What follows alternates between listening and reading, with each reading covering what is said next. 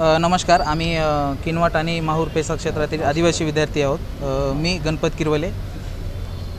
आम्ही आज जिल्हाधिकाऱ्यालयाकडे आमची एक मागणी घेऊन आलो होतो। आमची अशी मागणी होती की मागील 1 वर्षापासून जी आमची आदिवासी 17 संवर्गातील पेसा भरती आहे ती रखडलेली आहे आणि ती आदिवासी पेसा भरती न रखडता त्याच्यावर कुठेतरी त्यांनी एक तोडगा काढला पाहिजे आणि आदिवासी विद्यार्थ्यांवर जो अन्याय होत आहे त्या अन्यायाला वाचा फोडली पाहिजे। यासाठी आम्ही सर्वजण इथं आलो।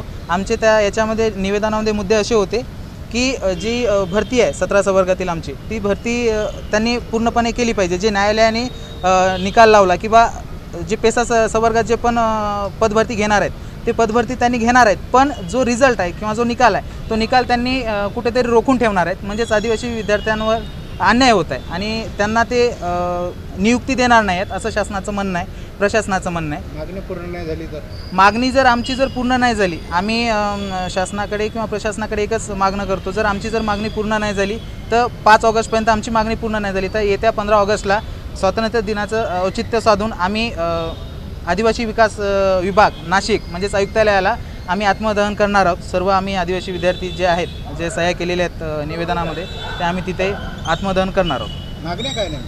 मागण्या आहेत की आमची जी भरती आहे आदिवासी विद्यार्थ्यांची, शिक्षक भरती असेल, तलाठी भरती असेल, ग्रामसेवक भरती असेल, आरोग्यसेवक भरती असेल, या सगळ्या भरती त्यांनी पूर्णत्वास आणल्या पाहिजे।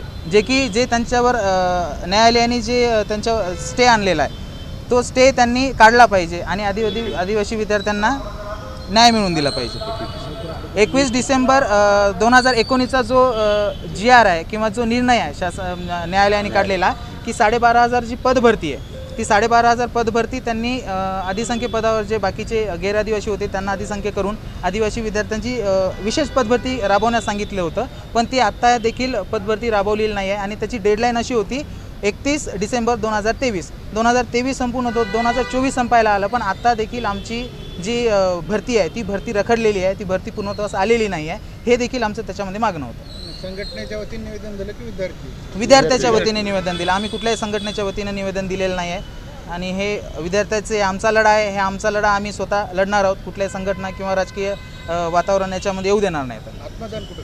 आत्मदान आम्ही आयुक्तालयाला करणार आहोत, आदिवासी विकास भवन नाशिक आयुक्तालय।